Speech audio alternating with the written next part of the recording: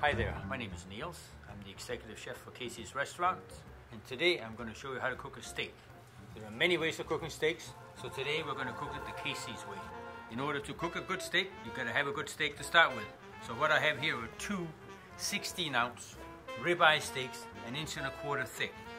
If you're a steak lover, it doesn't get any better than this, believe me. In addition to that, this steak's been aged for 3 weeks in the butcher shop. Don't try that at home because it won't work too well. Get the butcher to age the steak for you, and once you've got it home, let it sit outside for about an hour before you're going to actually cook it. We're going to season that with our grillhouse spice. This is a Casey's grillhouse spice. I know you cannot buy this in a store. You have to come to Casey's to get it. Put that on both sides, and as you can see, there's a little bit of fat here and then some good marbling, but you know what? That's going to give you an outstanding flavor.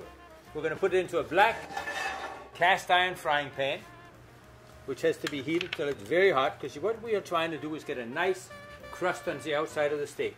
We're going to put a little bit of oil in there, just a wee bit, and as you can see, it's smoking, and that's what you want, nice and hot. The steak goes in and you walk away. You can hear it sizzle. That's what you want.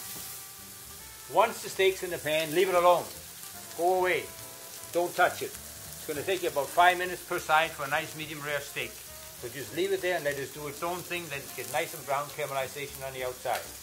And now our 5 minutes are over, so we're going to flip our steak over. As you can see, it's got a beautiful color on that side, and that's what you want. Now you leave it another 5 minutes, and then you come back and your steak is going to be ready. Once it's cooked, we're going to go to the plates. This steak here is just so fantastic to eat that you won't believe it. It's like dying and going to heaven.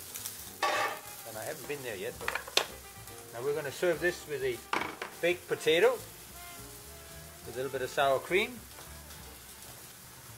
some finely cut green onions.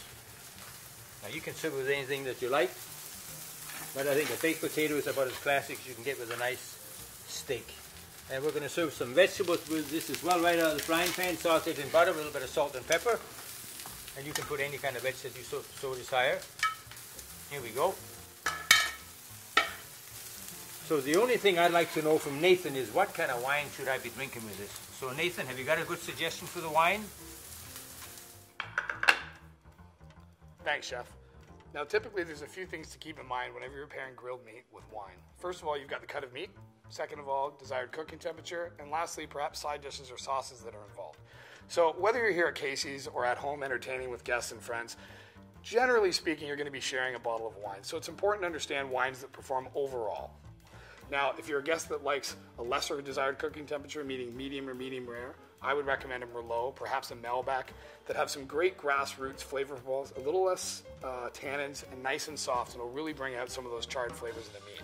Now, if you're a guest that prefers medium or medium well, perhaps a Shiraz or Syrah blend, or Cabernet Sauvignon, something with more fruit expression, something with a little more bolder flavor, and the tannins in these big wines will really help to break down the protein in the grilled meat. And those are the approaches we recommend, so I really hope you enjoy. Cheers.